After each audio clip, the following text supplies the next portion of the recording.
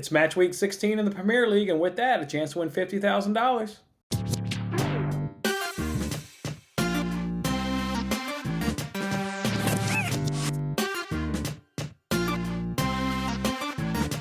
Hey, what's going on, everyone? It's Jason Mattis with Winning Bets. Thanks for hanging out with me on this episode. That's right, we're up to 16 weeks now in the Premier League, and another opportunity to win $50,000 on the NBC Sports Predictor app. You guys know how this goes. They give you 5 games. You got to correctly predict the result and the score of all 5 games. If you can do so, you can take home that $50,000 jackpot. If nobody can do it, they'll give away a guaranteed $1,000 prize to the group of people that get the most points. The way you can get points is you get 4 points if you can get the right result right, and you get 6 points if you can get, or 6 more points, I should say, for a total of 10 points if you can get the correct score right. So that's how you can get the 50 points total, is get all 5 correct scores right there. So let's jump on into it and see how we'll do Premier League Match Week 16. All right, so the first game they give us here is Brighton versus Arsenal. Look, this is a battle of 15th versus 16th place. And I just love saying that as a Man United fan. Battle of 15 to 16, because that means Arsenal is either 15th or 16th or 15th in this scenario. But how great is that to say for a Man U fan? Although, give Arsenal credit, they did have an impressive win last week against Chelsea. They won the game over this weekend 3-1. I thought that was a real nice performance against a Chelsea team that is having a good campaign. They've certainly had a dip in form, but Chelsea is the better team in my eyes. So good performance there by Arsenal.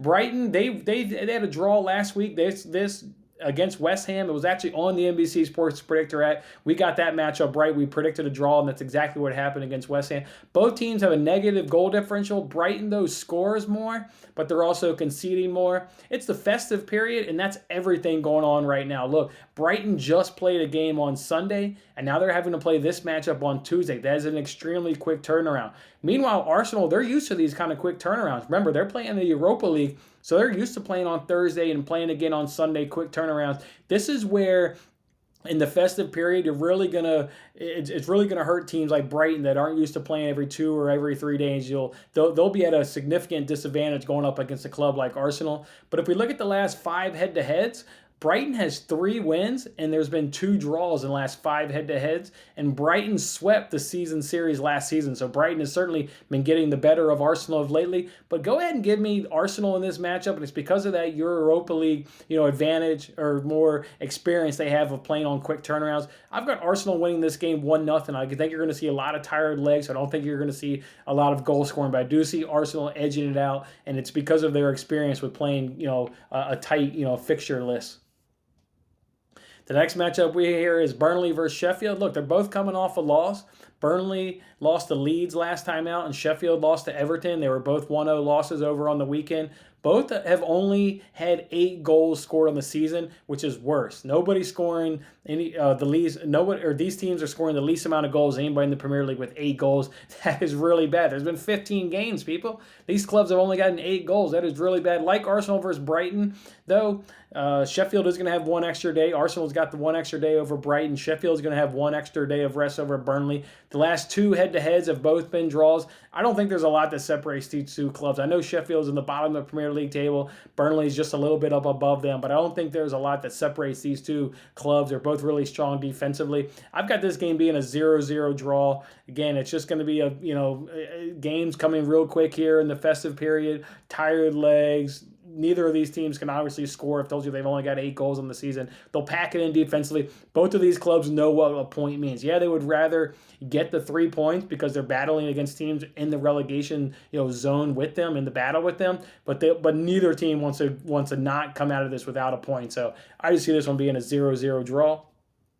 Next matchup we have here is Manchester United versus Wolves. Look, not only is United on the extra day's rest, but they played, so United's got 1 extra day of rest, but they played the early Saturday morning game, and Wolves played the late Sunday afternoon game. So this is just brutal on Wolves, what the Premier League has done to them. I mean, United gets that full extra day, but then again, the early and late, it's just a quick turnaround. And really for a Wolves team that's been struggling, we've talked about it on my daily sports betting show where we've made money fading the Wolves. They don't have Jimenez still. They're struggling to score goals. Give them credit, though. They've gotten some late drama lately. They got a 95th minute winner against Chelsea, and they got an 86th minute equalizer against Tottenham over this weekend. But that's going to be tough for them to ask them to keep doing that again on an extremely tough, quick turnaround against a Manchester United team that's got an extra day of rest. Manchester United, I think, will be up in this game. They just can't fall asleep late because of what I just said there about Wolves having some late drama in their favor. But go ahead and give me the Manchester United win. I'm going to say 2-1. I was between 2-0 and 2-1, but I just think United has moments where they'll just,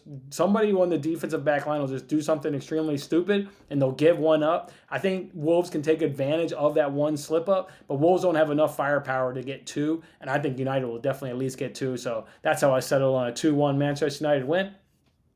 Next matchup we have here is Tottenham versus Fulham. Look, Tottenham, after being first recently in the table, they've had a dramatic dip in form. They've got 2 draws and 2 losses in their last 4 games. So they were flying high. They've definitely come back down a little bit. Fulham, however, they're just a mess. I mean, they're in 18th place, and they're an absolute mess. They'll be in the relegation fight all season long, and they'll likely drop back down to the championship. For Tottenham playing this game, much like Arsenal, is no different than Europa League, right? They won't be at any disadvantage. Yeah, it's a quick turnaround, but they have the players that are used to playing Thursday in Europa League, coming back playing Sunday in the Premier League. These guys will be ready to go for this game. All their big boys will be ready to go. Jose Mourinho will see this up against Fulham. Again, a dip in form with 2 draws, 2 losses. He's got to get 3 points against Fulham. He's going to put out a nice, strong lineup. Tottenham will take care of Fulham easily. I've got a Tottenham 2-0 win over Fulham.